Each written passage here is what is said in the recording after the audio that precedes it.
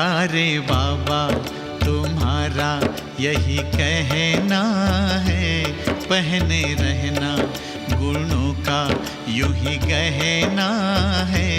करते चलो सबको प्यार, देते चलो सत्कार, तुम्हें तारों से आगे निकलना है। प्यारे बाबा तुम्हारा यही कहना है, प्यारे बाबा तुम्हारा यही कहना है।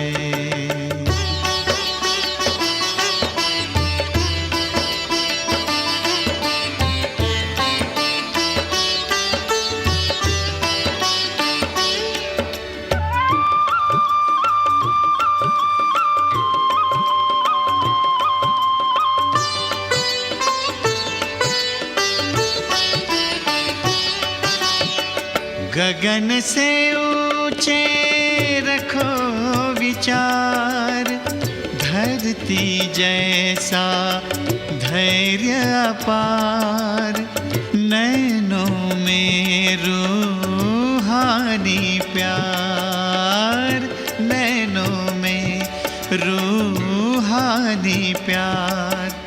बेहद में रहना नाहद में ठहरना, सदा नदिया सा बहते रहना है।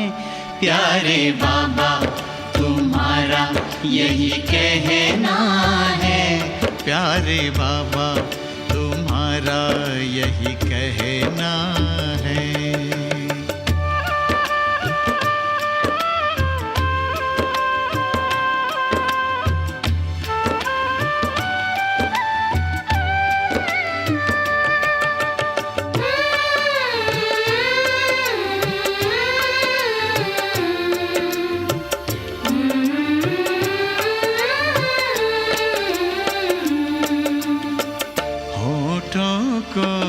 मुस्कान मिले जैसे हो गुलिस्तान खिले, होठों को मुस्कान मिले, जग को जीवन दान मिले।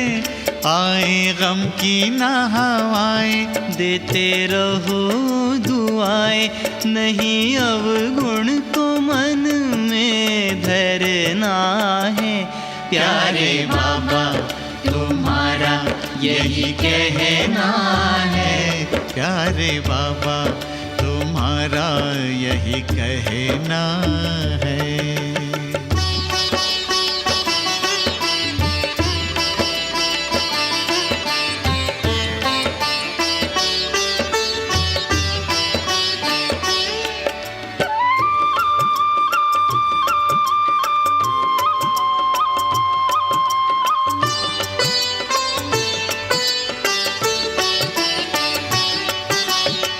कथनी करनी एक बने, कर्म तुम्हारे नेक बने, देख के और अनेक बने, देख के और अनेक बने।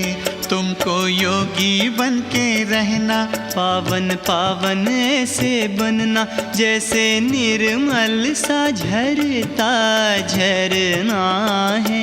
प्यारे बाबा तुम्हारा यही कहना है, पहने रहना गुणों का यूं ही गहना है। करते चलो सबको प्यार, देते चलो सत्कार, तुम्हें तारों से आगे निकलना है। प्यारे बाबा तुम्हारा यही कहना है, प्यारे बाबा तुम्हारा यही कहना है।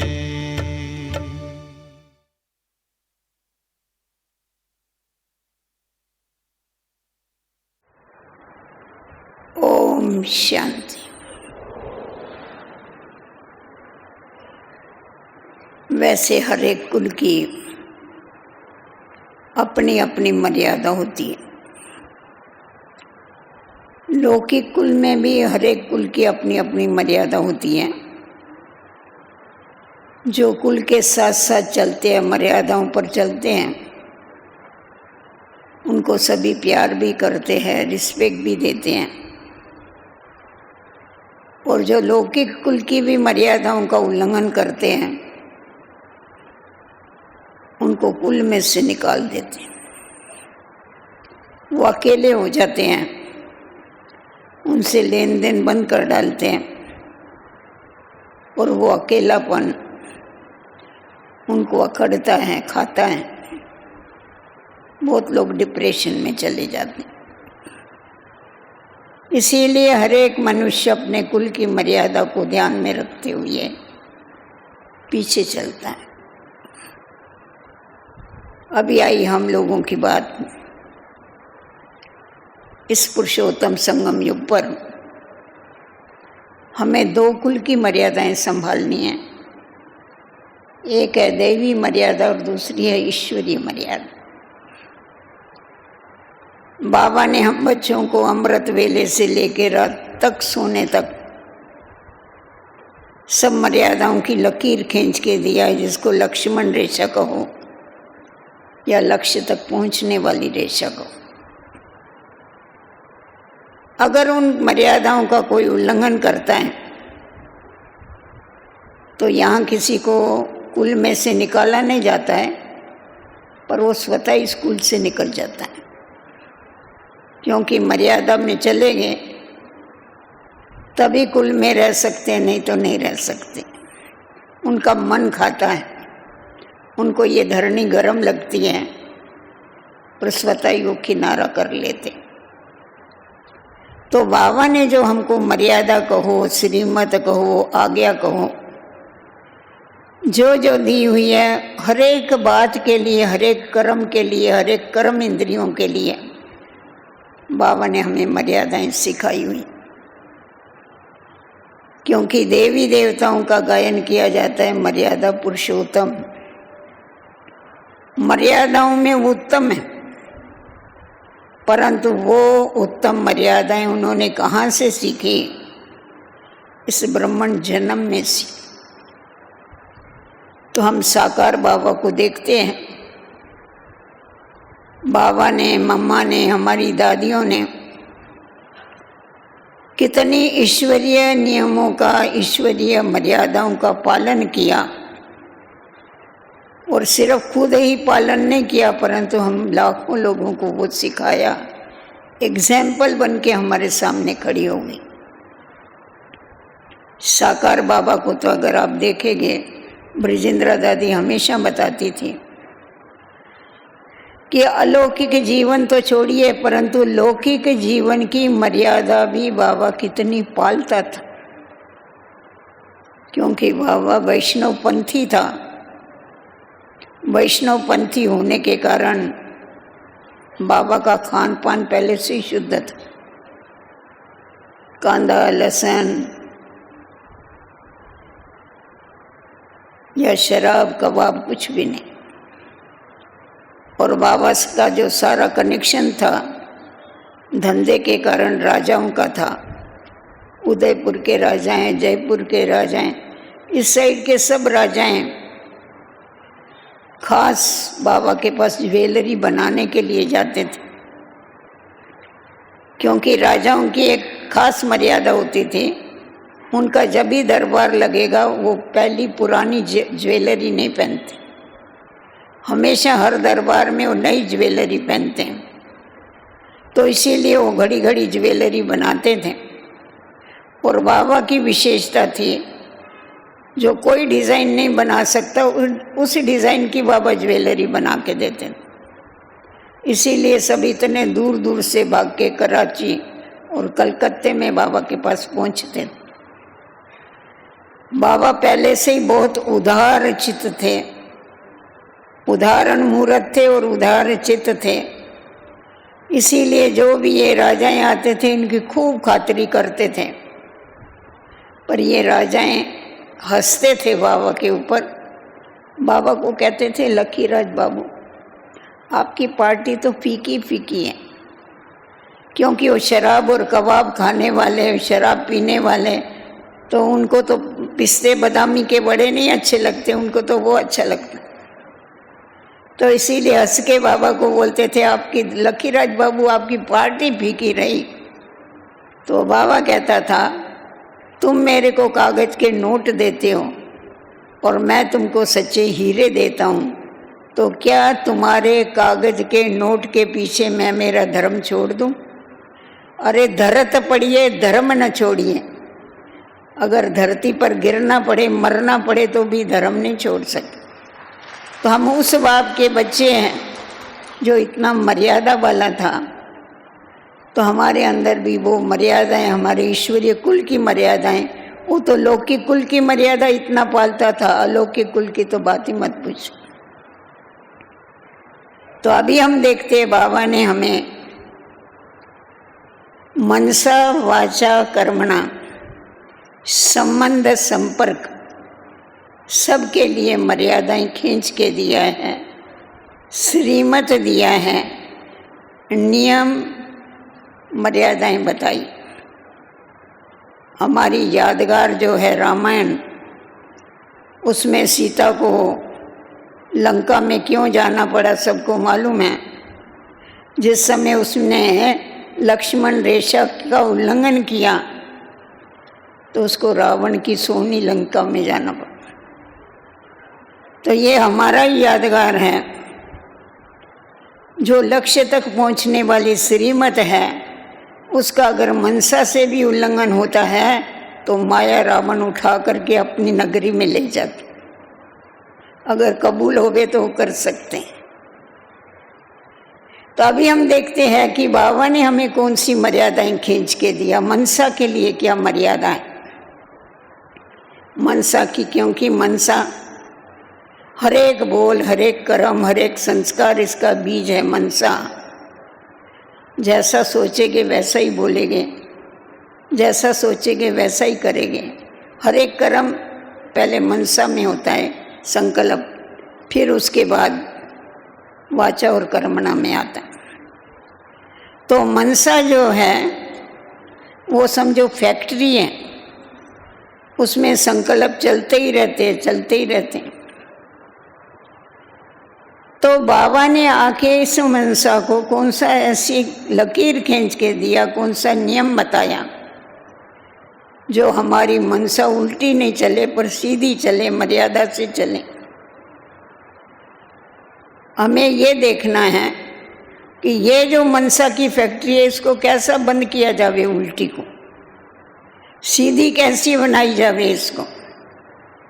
तो हमको ये करना पड़ेगा, जब फैक्ट्री को बंद करना होता है तो बाहर से माल लेना बंद कर देते, बाहर की खरीदारी बंद कर देंगे, माल ही नहीं आएगा, मटेरियल नहीं आएगा, कच्चा माल नहीं आएगा तो तैयार कैसा होगा माल। इसीलिए बाबा ने हम बच्चों को बहुत अच्छा नियम बना के दिया है, बुरा मत सुनो, बुरा मत देखो, बुरा मत बोलो, बुरा मत सोचो। सोच पीछे है, सबसे पहला नंबर है बुरा मत सुनो। आप देखेंगे इस अंतर्मुख बन जाओ, बाबा कहता है ना, इस मुख के ऊपर ही हमारी सब मुख्य कर्म इंद्रियां हैं। ये हमें अंतर्मुख बनना है, माना यहाँ ठहरना। ये हमारी राजगद्दी है जिस पर हमें बैठना है। स्वराज अधिकारी सो विश्व राज अधिकारी। तो ये जो हमारी कर्म इंद्रियां हैं, आप आँखों को देखेंगे, इसको दरवाजे है बंद करने के लिए, है ना। आपको नहीं देखना होगा तो बंद कर दो, मुझे नहीं बोलना होगा तो दरवाजा बंद, पर नहीं सुनना होगा तो दोनों कान खुले हैं, उसको दरवाजा नहीं है, है दरवाजा, उसको अंदर से दरवाजा लगाना पड़ेगा, बाहर कोई दरवाजा नहीं। आप देखो, जब भी शहर में कोई भी घमसान होता है, आप जो भी भाई है, आप लोगों को अनुभव है, सबसे पहले क्या बंद करते हैं? सबसे पहले अगर मार्केट में जाके देखेंगे तो दुकानों के शटर्स, दरवाजे बंद करते हैं। अगर दुकानों के दरवाजे बंद नहीं करेंगे तो क्या होगा? बहुत लूटपाट हो जाएगी, बहुत नुकसान हो जाएगा। तो बाबा ने भी हम बच्चों को बताया है कि माया लूटपाट नहीं करे, इसीलिए ये दुकान माना दो कान बंद करो। ये दुकान है, दो कान। इस दुकानों को बंद करेंगे, फालतू माल आएगा ही नहीं, फैक्ट्री चलेगी नहीं तुम्हारी। इसके लिए इसको बंद करना सीख जाओ। जो मतलब की बात है वो सुनो, जिससे हमारी आत्मोन्नति नहीं है वो कभी भी सुनना नहीं। ये कितनी इम्पोर्टेंस है कान, आपको मालूम है? स्कूल में भी जब बच्चों को सजा मिलती है तो क्या पकड़ते हैं? उनके कान ही पकड़ते हैं। जब भी कोई माफ़ी मांगते हैं तो क्या पकड़ते हैं? कान ही पकड़ते हैं। तो ये कान इतने इम्पोर्टेंस है, जो ये एक ऐसा ऑर्गन्स है, इसको कंट्रोल रखने की बहुत आवश्यकता। इसीलिए बाबा ने हमको पहले पहले कहा कि बुरा सुनना बंद कर डालो। बुरा सुनना अर्थात ज्ञान की बातें सुनने के बजाय परचिंतन करना, परदर्शन करना, ये सब बंद करो। फिर बुरा देखना भी बंद कर डालो, क्योंकि जैसा देखेंगे वैसा मनसा चलेगी तुम्हारी, जैसा देखेंगे वैसा तुम बन जाएगी। फिर उसके बाद मुख का भी बाबा ने बताया। मुख के लिए भी बाबा ने नियम बना के दिया। अभी पहले हम देखते हैं मनसा। मनसा को ईश्वरीय मर्यादा है, मन मना भव की स्थिति में रहो। एक बाबा के बगैर दूसरा कोई भी याद नहीं आवे। इसीलिए अपने सर्व संबंध बाबा से जोड़ लो, मन को बाबा में लगा दो, मन को खाली नहीं रखो। कहा जाता है खाली मन शैतान का घर। अगर उसको खाली छोड़ दिया तो शैतान, माया रूपी शैतान आके बैठ जाएगा। इसीलिए मन को हमेशा बिजी रखो। किस में बिजी रखो? स्वचिंतन, स्वदर्शन। स्व का दर्शन करो। स्व का क्या दर्शन करो? कि मैं आत्मा इस समय कौन सी स्थिति में हूँ, मेरे अंदर कौन सी खूबियाँ हैं, कौन सी कमियाँ हैं। स्व दर्शन करते रहो। देखो, हर एक के घर में दो चीज़ें होती हैं। एक आईना होता है, एक विंडो होती है। आईना किसके लिए होता है? खुद का मुखड़ा देखने के लिए। विंडो किसके लिए होती है? बाहर देखने के लिए, दूसरों। तो इतना दिन हम बाहर ज़्यादा देखते थे, खुद को नहीं देखते थे। अभी बाबा ने हमको कहा कि तुम्हें क्या करने का है? बाहर देखना बंद कर डालो। ये कैसा है, वो कैसा है, वो कैसा है, तुम्हारा इससे कुछ लेना देना नहीं है। तुम स्व दर्शन करना सीख जाओ। तो जितना जितना हम स्व का दर्शन करते हैं, उतना उतना हमारा स्व चिंतन चलता है। स्व चिंतन चलता है तो पर चिंतन, पर दर्शन बंद हो जाता है। जिससे क्या होता है? जिससे हमारी मनसा साफ होती जाती है, क्लीन होती जाती है, और बाबा की याद जो है वो पक्की होती जाती है। तुम्हें करना है तो ज्ञान का मंथन करो। जितना जितना तुम ज्ञान का मंथन करेंगे उतना उतना मक्खन निकलेगा। अगर ज्ञान का मंथन तुम नहीं करेंगे, क्लास सुना, बहुत अच्छा लगा, अच्छा तो लगा, परंतु उसके बाद अगर उसके ऊपर विचार नहीं किया तो भूल जाता है। भोजन अच्छा लगा परंतु वो हजम हुआ, अगर उसको आपने हजम नहीं किया तो आपको शक्ति नहीं मिलेगी, ब्लड नहीं बनेगा। तो उसी प्रकार हम जो सुनते हैं बाबा के महावाक्य रोज, या जो भी क्लासेस आदि सुनते हैं, इसके ऊपर विचार सागर मंथन करो। बाबा कहता था, देखो बच्चे, जानवरों में भी अक्ल है। गाय थोड़ा समय, 1 घंटा एक घास खाती होगी, पर सारा दिन उसका मुंह चलता रहता है, रवंथ करती रहती, उगारती रहती है उसको। अगर उसको उगारेगी नहीं तो पचा नहीं सकेगी उसको। तो वैसा ही तुम भी भले 1 घंटा बाबा की मुरली सुनते हो, पर सारा समय वो बुद्धि में तुम्हारे आती नहीं। खास खास पॉइंट 1-2 बात, तो क्या हो जाएगा, उससे हमारी मनसा स्ट्रांग होती जाएगी, पावरफुल होती जाएगी। तो ये हमारी मर्यादा है, मनसा को कैसे चलाना ये हमारी मर्यादा है। मन हमारा सदैव स्वच्छ रहे। भक्ति मार्ग में हम भगवान को कहते थे, भगवान मेरे अवगुण चित्त पर नहीं धरना। अभी भगवान हमको कहता है, बच्चे किसी के अवगुण चित्त पर नहीं धर। वो कभी किसी के अवगुण चित्त पर नहीं धरता है। हमें भी अब किसी के अवगुण चित्त पर धर के, मन में धर के, उसका इम्प्रेशन रख के अपने मन को मैला नहीं करना है। मैला मन बाबा से नहीं लग सकता। जो ज़्यादा परचिंतन करते हैं उनका बुद्धि का योग मन कभी बाबा से नहीं लगता है। बुद्धि भी नहीं लगती है, मन भी नहीं, क्योंकि उसमें ही समय जाता है, शक्ति उसमें ही नष्ट होती है। एक तरफ तो बाबा को याद करके शक्ति भरना, दूसरी तरफ क्या है, लीकेज, टाकी है पानी की, ऊपर से नल में से पानी आ रहा है और नीचे उसको होल है, तो क्या होगा, पानी खलस हो जाएगा। तो बाबा से बुद्धि का योग लगा के शक्ति भर रहे हैं, और मनसा में अगर होल है तो क्या हो जाएगा, वो शक्ति नष्ट हो जाएगी, फिर कमजोर हो जाएगी। फिर उससे रिजल्ट क्या हो, कोई भी प्रॉब्लम आएगा तो घबरा जाएगा, अरे इतनी बड़ी परीक्षा आ गई, इतनी बड़ी बात आ गई, क्योंकि ताकत ही नहीं। इसीलिए हमारे को लीकेज को बंद करने की आवश्यकता है। परदर्शन पर चिंतन को एकदम बंद करना है, ये हमको अपने साथ पक्का करना। तो बाबा ने ये हमारे को मनसा के लिए मर्यादाएं बताई हैं कि सोचना है तो क्या सोचो, ज्ञान का सोचो, सोचना है तो क्या सोचो, तुम आत्म उन्नति के बारे में सोचो, बाकी फालतू सोचना बंद करो।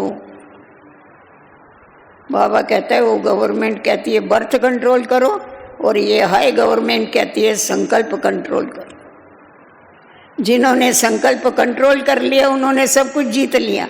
कहा जाता है ना, मन जीते जगत जीत।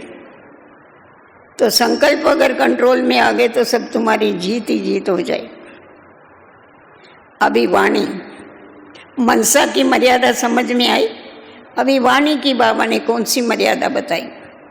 वाणी के लिए बाबा ने हमको पक्का कराया, कम बोलो, धीरे बोलो, मीठा बोलो, सोच के बोलो, सत्य बोलो।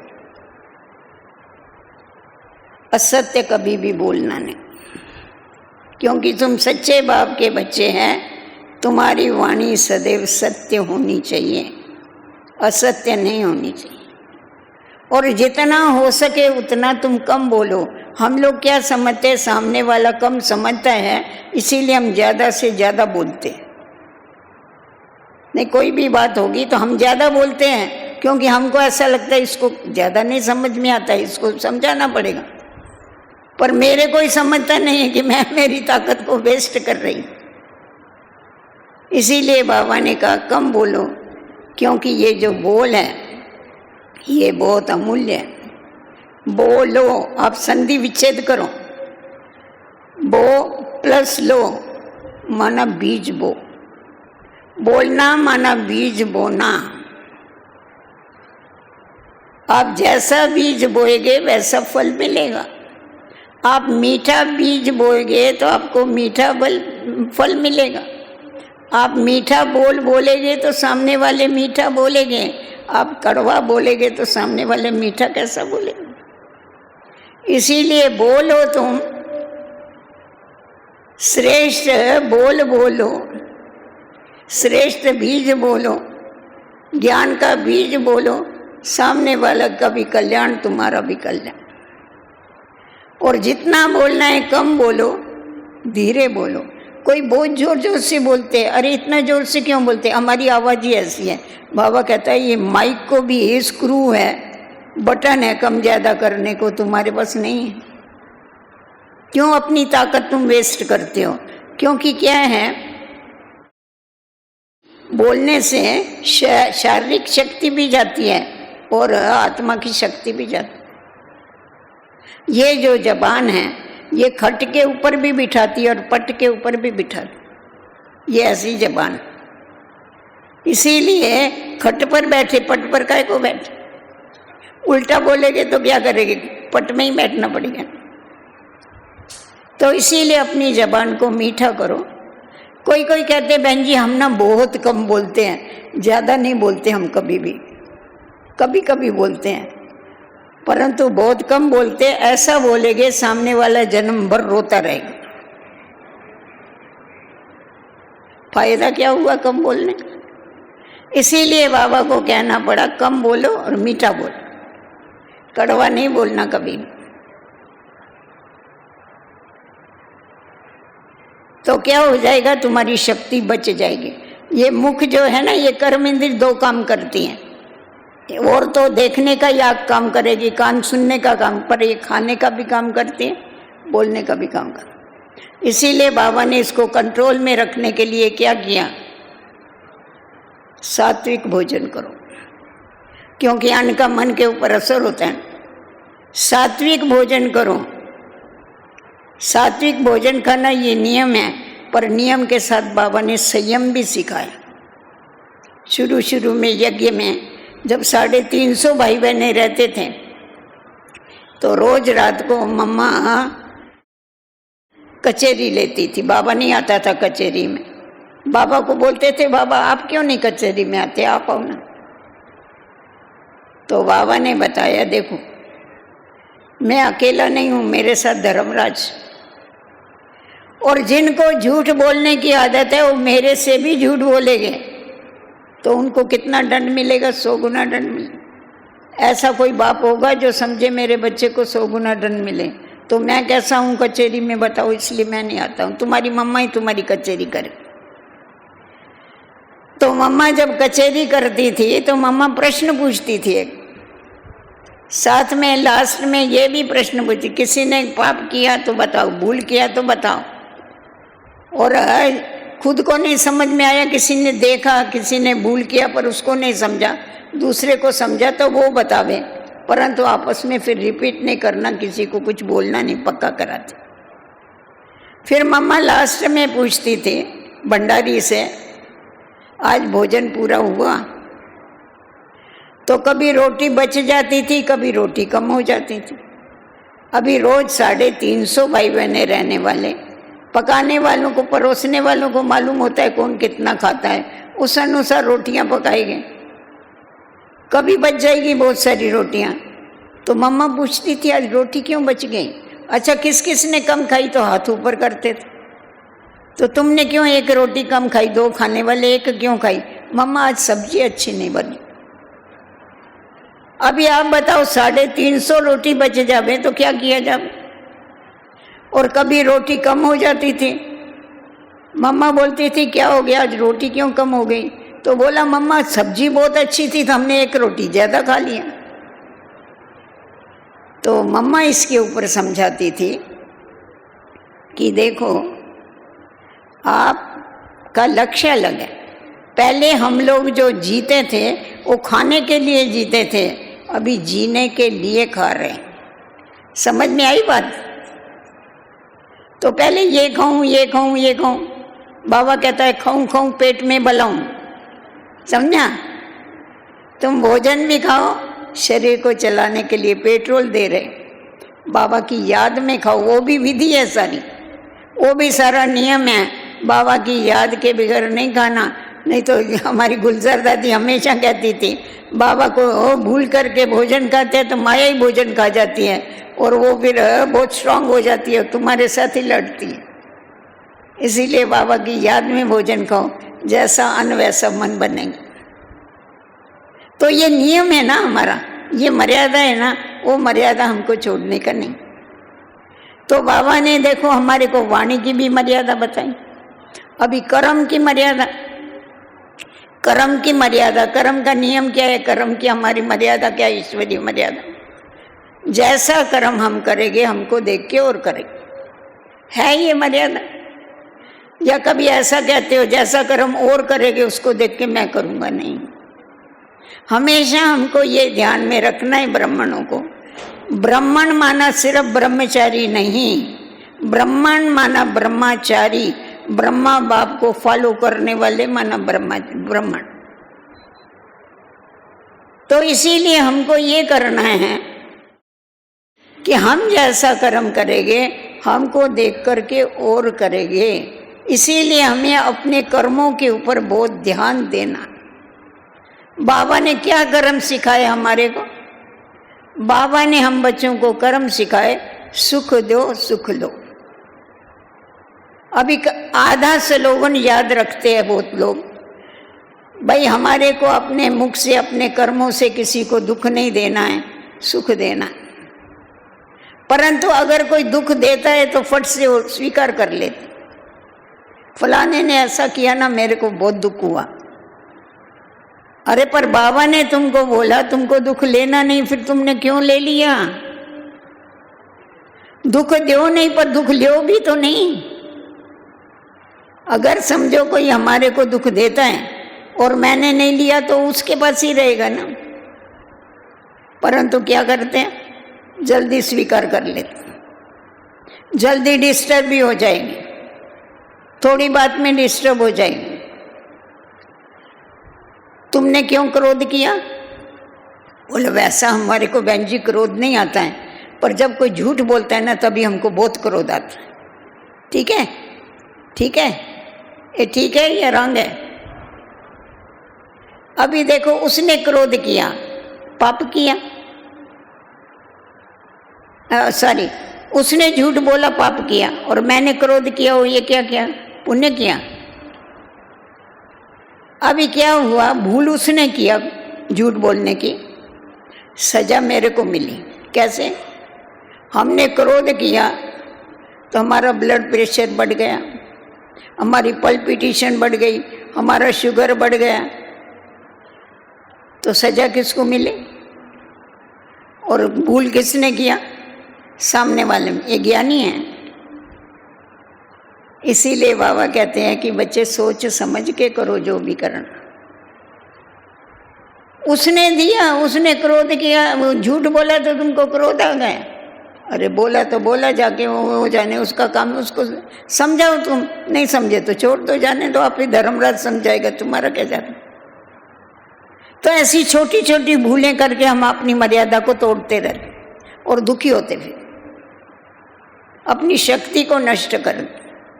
तो बाबा ने हमारे को कर्म सिद्धांत सिखाया है, तुम जैसा कर्मों का बीज बोएगे, कर्म क्षेत्र है, जैसा कर्मों का बीज बोएगे वैसा तुम्हारे को फल मिलने वाला।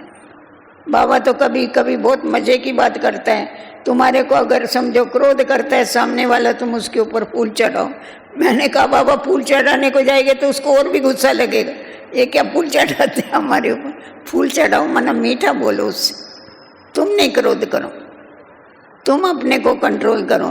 क्योंकि ये विकार जो है ना, ये छूत की बीमारी है।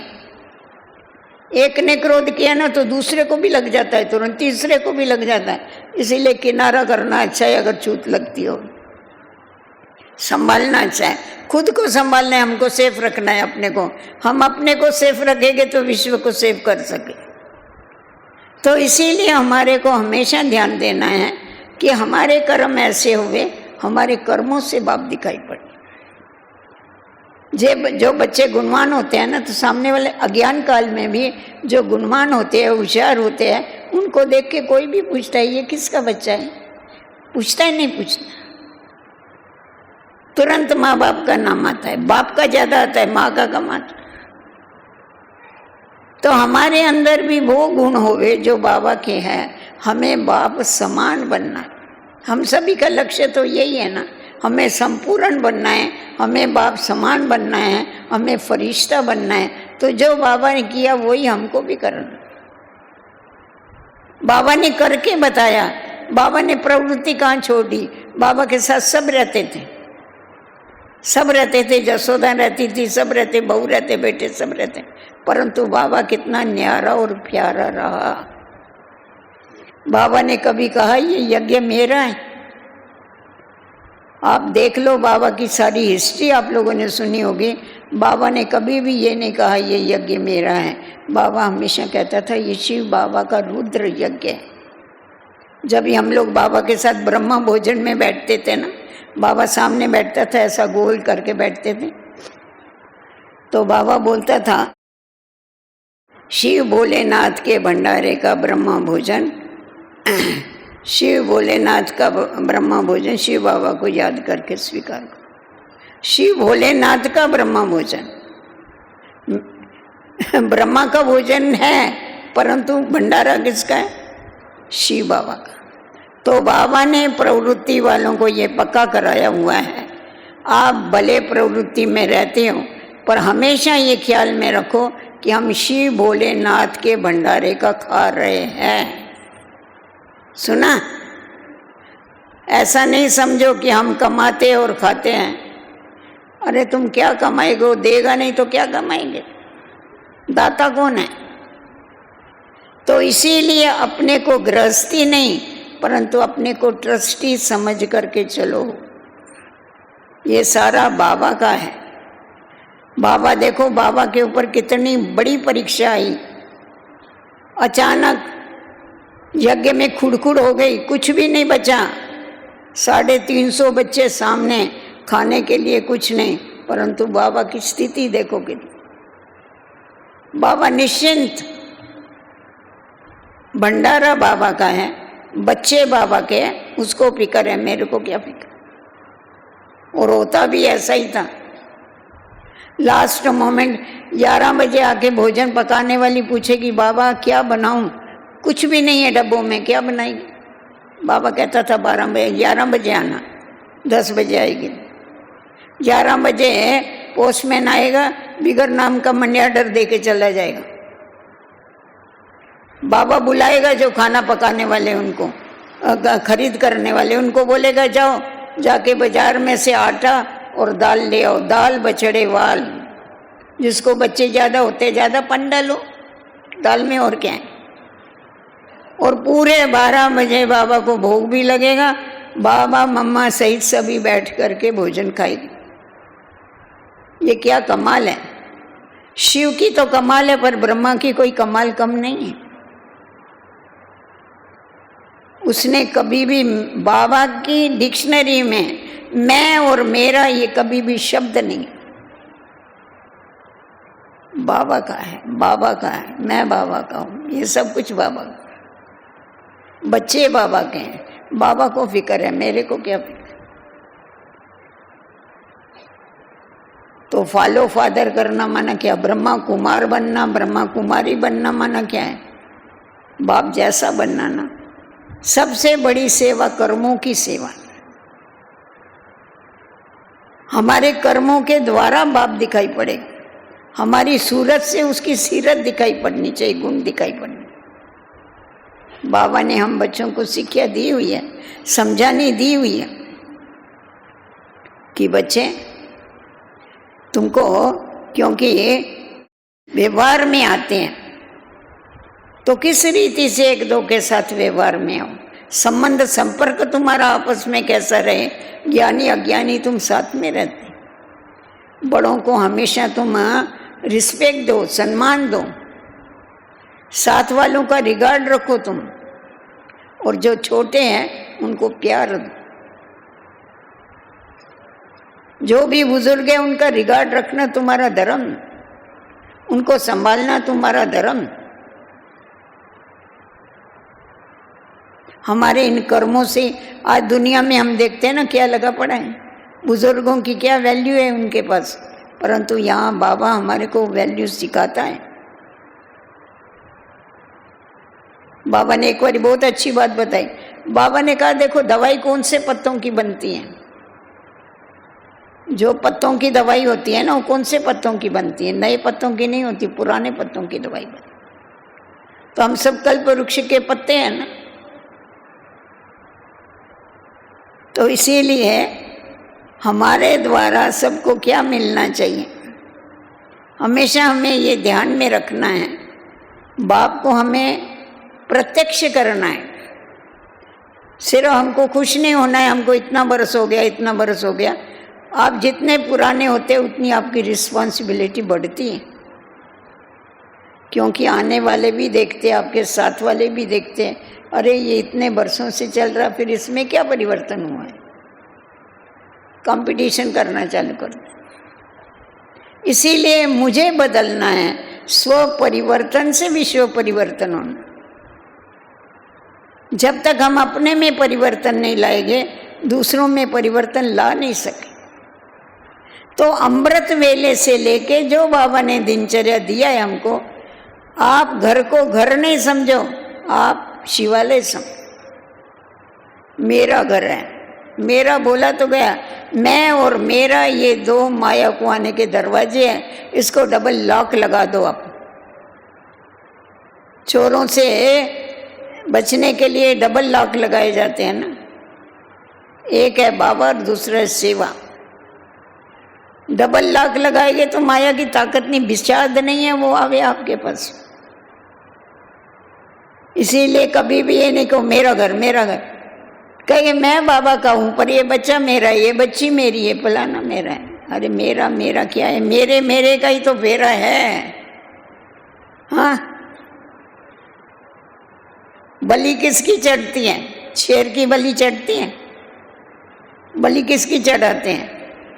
बकरे की बलि चढ़ाते, जो सारा दिन मैं करता है। तो माया भी उसको ही बलि चढ़ाती है जो मैं करते हैं। मैंने ये किया, मैंने ऐसा किया, मैंने ऐसा किया। अरे करण करावनहार कहाँ गया? देखो मम्मा के हर बोल में क्या होता था? मम्मा हमेशा क्या याद सिखा देती थी हमको? हुक्म ही हुक्म चलाए रहा। वो हुक्म चलाए रहा है और हम कठपुतलियां नाच रही। कठपुतली को क्या होता है? वो थोड़ी नाच सकती, उसमें कोई जान होती है क्या? परंतु उसको नचाने वाला ऊपर बैठा हुआ होता है, रस्सी लेके नचाता है, धागा लेके। वैसा वो हमको नचा रहा, हमको कहाँ आता है नाच? तो इसीलिए सदैव बाबा बाबा बाबा। बाबा ने कहा ना, तुम भाषण करते हो ना, 1000 बारी बोलो बाबा बाबा बाबा, तो सामने को भी बाबा याद आ जाए। सामने वाले, मैंने ऐसा किया, मैंने क्या किया तुमने? अगर हमारे में वो ताकत होती थी, वो अक्ल होती थी, वो समझ होती थी, हमारा ताज चला गया, तिलक चला गया, राजा ही चली गई, सब कुछ चला गया। ये अक्ल की बात हुई? सब गया ना हमारा। इसीलिए सदैव बाबा की बलियारी गाते रहो, श्वासोश्वास बाबा को याद करो। क्योंकि क्या है, इस समय सब धीरे धीरे आप देखेंगे ना, जैसे जैसे महंगाई बढ़ती जाती है, सब बाजार ठंडे होते जा रहे। सब बाजार ठंडे हो जाएंगे, मौत का बाजार गर्म हो जाएगा। और अभी दिखाई पड़ता है ना मौत का बाजार गर्म। मौत तो जैसा आँख खोल के बैठी है, आओ तो मैं खाऊं तुमको। होलसेल मौत। पहले कहाँ होता था ऐसा? दिन प्रतिदिन ये बढ़ता जा रहा है। तो इसीलिए हम ब्राह्मणों को बहुत ध्यान रखना है कि मुझे क्या करना है। मम्मा से किसी ने पूछा, मम्मा आप इतनी छोटी आयु में मम्मा कैसे बन गई? बाबा भी उसको मम्मा बोलते, उनकी माँ भी उनको मम्मा बोलते। आप मम्मा कैसे बनी? मम्मा कहती मैंने कुछ नहीं किया, मेरे को सदैव ये याद रहता है कि यही मेरा श्वास अंतिम श्वास। अभी और क्या करेगी बताओ इससे? जो समझेगा ये मेरा श्वास अंतिम श्वास है, उसमें कितनी बेहद की वैराग वृत्ति हो। तो हम क्या समझते हैं, हम कितना बरस चलने वाले? हमारे ब्राह्मणों को किन किन को बड़ी फिक्र होती है दुनिया की, पूछते रहेंगे बहन जी कभी विनाश होने वाला है, कभी विनाश होने वाला है। अरे तुम उस विनाश की चिंता कर रहे, खुद की तो चिंता करो, कभी जाने वाले हो? खुद का जाने का ठिकाना ही गया है, 1 सेकंड में उड़ के चले जाएंगे। इसीलिए पहले से ही क्या करना है, हमारे को तैयारी करना है जाना। अपने हाथ भरतू करके जाना है, हमको हाथ खाली करके नहीं जाना। तो इसीलिए प्रवृत्ति में रहो, परंतु निवृत्त रहो, न्यारे रहो। जितना जितना न्यारे रहेंगे उतने प्रभु के प्यारे बनते जाए। फंस के नहीं रहो क्यों कमल पुष्प, क्यों प्रवृत्ति वालों के लिए क्यों सिंबल कमल पुष्प दिया जाता है? कमल का फूल कीचड़ में रहते उससे न्यारा रहता है, तो वैसे ही घर गृहस्थ में रहते हुए भी उससे न्यारे और बाप के प्यारे बन के चलना। जब लक्ष्य ही हमारा इतना ऊंचा है तो फिर लक्षण भी हमारे वैसे ही होने चाहिए ना, कि हम एकदम अलिप्त है। सब अपने को चेक करना इस भट्टी में अंदर से, कोई किसी को नहीं कर सकता है, खुद को ही करना पड़ता है। मेरी स्थिति क्या है? मेरी स्थिति अलिप्त है। आज भी बाबा ने देखो मोह के ऊपर कितना सुना है। सचमुच हम नष्टो मोह है, स्मृति लब्धा है। जब तक नष्टो मोह नहीं तो स्मृति लब्धा नहीं हो सकती। इसीलिए अपनी चेकिंग बहुत आवश्यक है। चेकिंग करने वाला ही अपने को चेंज कर सकता, जो चेकिंग नहीं करता है वो कभी चेंज नहीं हो सकता। तो मुझे परिवर्तन होना है, मुझे मरना है, मुझे बाप समान बनना है। तो इतना ऊंचा लक्ष्य रखेंगे। और बाबा ने कितना सरल हमको सब कुछ करके दिया है और रास्ता बताया है। हमको नया रास्ता गलियां नहीं ढूंढने की, पर मत मन मत ये गलियां हैं, इधर नहीं जाना, हमको श्रीमत के हाईवे पर से जाना है। बाबा जिस रास्ते पर गया उस रास्ते से हमको जाना है। सीधा ही सीधा रास्ता है। उसके पद कमलों के ऊपर आप पद रखते जाओ, पैर रखते जाओ और चलते जाओ। बाबा ने रास्ता बता दिया है। इसीलिए हमको जो बाबा ने कहा है वो हमको करके बताना है, क्योंकि हम बाबा के सुपात्र बच्चे हैं, लायक बच्चे, आज्ञाकारी बच्चे। तो हमेशा इन बातों को ध्यान में रखते हैं। छोटी छोटी बातें हैं, इन बातों को ध्यान में रख के अपनी जो संपूर्ण अवस्था है उसको हम सहज प्राप्त कर सकते हैं। ओम शांति।